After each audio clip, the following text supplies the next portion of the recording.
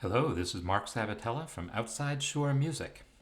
In this video, I'm going to attempt to demonstrate how you can read from unfamiliar clefs if you don't have to do it too quickly and you can take your time about it. So I have a score here. IMSLP, the website, imslp.org, is full of just almost every classical piece of music you might want. Someone has scanned and uploaded there, including all of this Renaissance music that we are looking at in my practical counterpoint course. But a lot of this music might be done in the traditional Renaissance clefs, and in this case this is a soprano clef. At least I think that is what it's called. It's a C clef in which that bottom line is a C.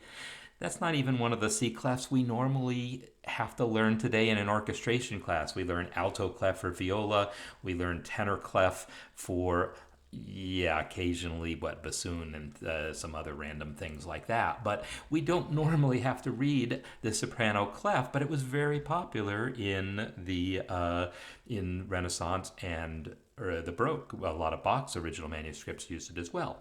So what I'm going to do is I'm going to try to read this line here in a way that doesn't force me to really have to learn the clef, but just read the music, all right? So I'm going to get the first note down.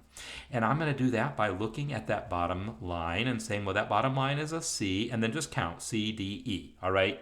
It's an E. The first note is an E. So if you want, you can do the math on this and realize, oh, it's as if this note was a line lower. You can try to do that, and sometimes, because this looks like a G if it was treble clef, but it's really an E. You can try to do that kind of calculation, and sometimes it's going to work and sometimes it's not. But that's because sometimes it's just too much math to do. But I'm going to pick a different approach. We are going to pick an approach that's also going to help me sight sing this line, which I'm going to attempt to do as well. So I am going to play an E on my keyboard. So I have my first note. And now I'm going to follow the intervals and try to sing it that way. And I might get some things wrong along the way, but I'm going to try not to play it. I'm going to finger it, but not play it.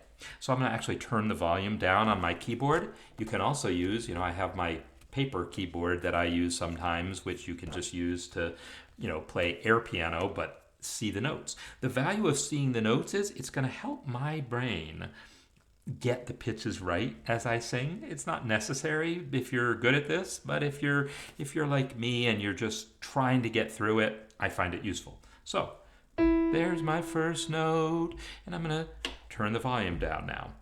And I'm not going to worry about the lyrics because that's going to throw me off and I don't speak Latin. But I'm going to sing some lyrics because it's fun. Do, mi, ne. And now I can see that this is a leap up of a fourth. Do, dum is a leap of a fourth. And then I go down a step and then up another fourth, down a step, down a step, down a step, repeat. Then 2/8, coming to that half note again, and then this half note, and then up a fourth, down a step, down a step, up a step, up a step, then down a step, but with the sharp, and back to the note that I ended on. That got me through that line. I think I got it right. I could actually turn the volume up on that last note, and other than being maybe a little out of tune, yes, I have the note right. And yes, I also could have said, oh, I know that looks like a C, and we already figured out it's as if everything was shifted down a line or down a space, so that's really an A. But that wasn't my thinking. I was thinking about the intervals I was singing, which was great because that helped me sing them. Knowing the note names doesn't help me sing them, but recognizing the intervals kind of does. So it also helps that the intervals were mostly pretty simple. They were just fourths and steps. That really helped me a lot. But those are very common intervals in this kind of music. So, in any case, that is a technique you can use when reading unfamiliar clefs. Get yourself a start note and then try to read the intervals.